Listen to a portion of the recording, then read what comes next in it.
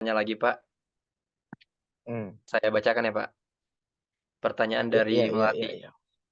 Assalamualaikum Ustadz, ingin bertanya, urutan turunnya surah dalam Al-Quran dan urutan surah yang ada dalam mushaf Al-Quran itu kan berbeda ya. Pertanyaannya, apa hukumnya menghatamkan Al-Quran, tapi tidak sesuai dengan urutan yang ada di mushaf? Ya, jadi gini, kalau kita mengikuti, sunnahnya, ya sunnahnya yang ngikutin yang ada. Itu yang dipegang oleh para sahabat, ya, termasuk mushaf Utsman, ya, nanti kalau pengen lihat bagaimana mushaf fardhiyah para sahabat bisa dibuka di kitab Al-Mashahif ya, ini karya Ibnu Abu Dawud. Tapi poinnya begini, ya, kalau ingin membaca tidak ya, jarang juga kan. Kita kan ngajinya hanya surat Yasin ya, Bang Sultan, atau surat-surat pilihan, ya kan? Majmu' Syarif itu kan surat-surat pilihan. Itu juga sebenarnya, eee, disandarkan dengan riwayat ya. Nabi itu dalam satu riwayat ada yang mengatakan ini bukan hadis ya, tetapi qaulnya Ibnu Mas'ud ya. Jadi dalam satu Al-Quran itu adalah ma'dubatullah, itu kan hidangan Allah, ya, hidangan Allah. Jadi, eee, apa, dari hidangan yang Allah itu ambil, silahkan semampu kalian memanfaatkannya. Ya, jadi seperti ini sebenarnya orang yang, keseringannya baca Yasin doang ya mampunya itu misalkan ya. Ya sebenarnya tidak ada masalah ya, kalau yang hukumnya bagaimana, ya tidak masalah, yang nggak ngaji juga masalah kan, ya Bang Sultan ya. Yang nggak ngaji baca Quran juga nggak masalah, ya. Kan, Rasulullah ruhkan ya 14 abad yang lalu itu di surah, Al-Furqan ya Bang mana nih, Bang Yogi mungkin apa ayatnya. Bunyinya kan gini, Nabi itu mengeluhkan begini, ini diabadikan dalam Al-Quran. Wa qala ar-rasulu ya Rabbi inna qaumi ittakhadhu hadzal Qur'ana mahjura. Ini, mahjura, hajrul Qur'an ini. Jadi ya Allah, wa qala ar-rasul, dan berkatalah dan berdoalah ar-rasul, Nabi kan. Ya Rabb, sesungguhnya ya Tuhanku, inna qaumi, sesungguhnya umatku, ya, ittakhadhu, mereka mengambil Al-Quran. Hadzal Quran. Quran ini mereka baca. Bahkan di rumahnya itu banyak cetakan dengan berbagai macam jenis. Ya kan cetakan variatif sekarang itu. Dari mulai ayat doang sampai 100 in 1 ada semua itu. Ya. Pada dikoleksi semuanya. Pertanyaannya, dibaca enggak? Kalau sudah dibaca, difahami enggak? Nah gitu loh. Inna qaumi ittakhadhu hadzal Quran tapi mahjuran. Tapi mereka abai dalam Al-Quran. Level paling rendah abai Al-Quran, berikan kemampuan tapi kunjung itu ajrul an loh. Bahkan ada mengatakan khasiat itu ya itu, kita punya mulut bisa baca ya, tapi enggak baca Quran ya. Jadi kalau tanya hukumnya apa? Ya biasa-biasa saja ya. Yang enggak baca juga banyak. Ya karena tadi kita entah karena kesalahan konsep ya. Mungkin pernah ada yang dengar ada yang mengatakan kritikan gini, "Apa hukumnya baca Al-Qur'an?" Sunnah. Sunnah itu apa? Sunnah itu kalau dilakukan dapat pahala, kalau enggak tidak apa-apa. Oh enggak apa-apa, berarti kan enggak dilakukan akhirnya. Ya. Ada yang kemudian mengkritik karena kesalahpahaman kita memahami definisi sunnah. Ya. Padahal katanya yang mengkritik ini, ya mendefinisikan sunnah itu ya dilakukan mendapatkan pahala, titik. Nggak usah ditambahin. Hmm. Nggak usah ditambahin, kalau ditinggalkan nggak apa-apa. Karena dibilang ditinggalkan nggak apa-apa, akhirnya nggak baca Quran. Karena nggak apa-apa tadi. Gitu ya. Jadi saya kira itu ya. Kalau masalahnya adalah, ketidakurutan tadi ya sebenarnya tidak jadi masalah ya. Yang penting kita paham bahwa konteksnya, eee kenapa Al-Qur'an ini dengan logis susunannya ya jawabannya, dan itu disepakati ya, tidak ada perbedaan. Silakan dilihat nanti di beberapa literatur semuanya begitu. Perbedaan qiraat itu tidak ada yang tertib nuzuli, semuanya tertib mushaf, Ardul Al-Akhirah. Semuanya dasarnya mushaf Utsmani. Mushaf Utsmani itu ijma'us shahabah.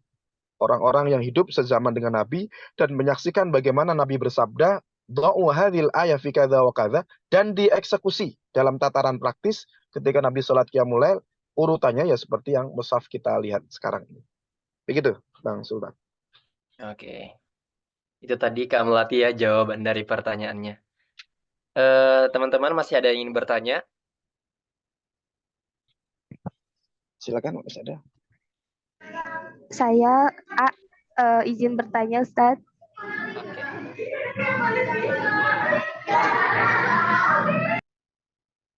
Ustadz, boleh bertanya? Ya, silakan. Ya, silakan Kak. Tadi kan, maaf ya berisik, lagi di Ya, sekolah ya, ini.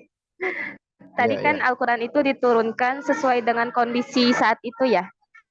Nah, ini Ya, ya. bagaimana terkait dengan ayat-ayat yang sama ya, mutasyabihat gitu namanya, ayat yang hampir sama Mm-mm. bunyinya, apakah itu Mm-mm. kejadiannya berulang ataukah bagaimana? Gitu paling Ustadz, Ya, makasih. oke, oke. Baik, ayat-ayat yang sama ya. Jadi yang perlu kawan-kawan ketahui bahwa Al-Quran itu ada yang punya sabab nuzul, ada yang tidak punya sabab nuzul. Nah, yang punya sabab nuzul itu relatif lebih sedikit dibandingkan yang tidak punya sebab nuzul. Jadi nanti jangan dipukul rata, digeneralisir bahwa setiap ayat punya sebab nuzul. Enggak semuanya. Jadi ada ayat yang turunnya ibtidaiyat, ya, ibtidai. Jadi kayak Iqra itu kan nggak ada sebab nuzulnya. Ya, Nabi Tahanus kemudian turun ayat kan. Jadi nggak ada peristiwa kayak perang Hunain kemudian turun ayat, enggak.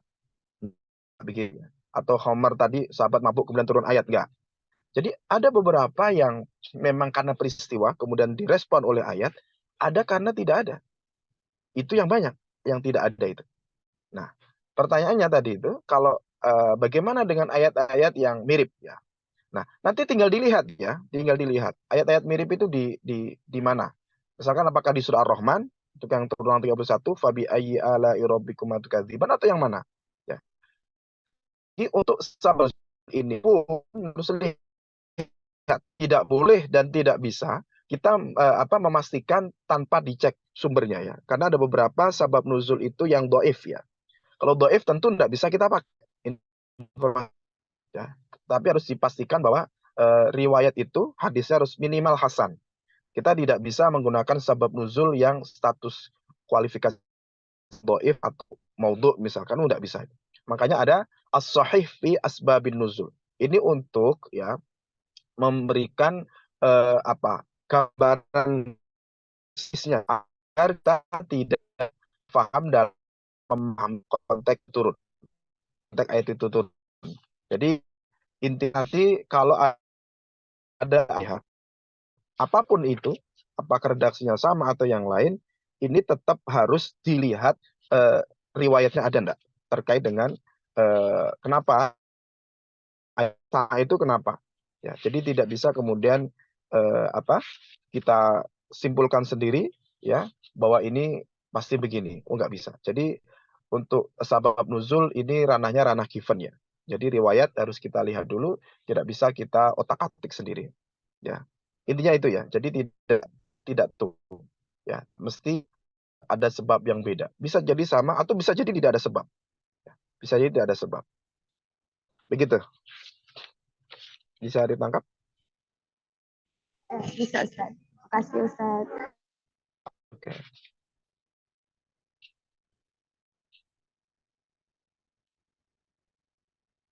Ada lagi? Oke, Atau teman-teman mau masih ada dicontohkan? pertanyaan teman-teman?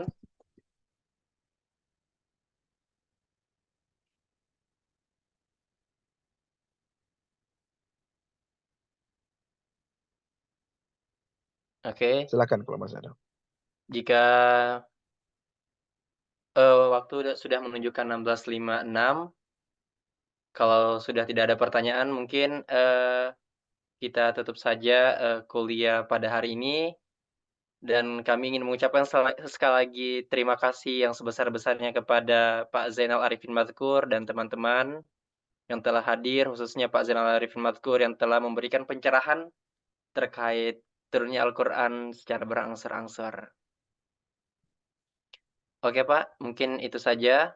Dan teman-teman semua, Baik. terima kasih. Saya ucapkan sekali lagi. Wassalamualaikum warahmatullahi wabarakatuh. Waalaikumsalam warahmatullahi wabarakatuh. Baik, saya izin live ya, Iya, Pak. Bang Sultan. Ya. Iya, Pak. Terima Terima kasih kasih, Pak. semuanya, Bang Prayogo, Bang Rizky. Assalamualaikum warahmatullahi wabarakatuh. Waalaikumsalam warahmatullahi wabarakatuh.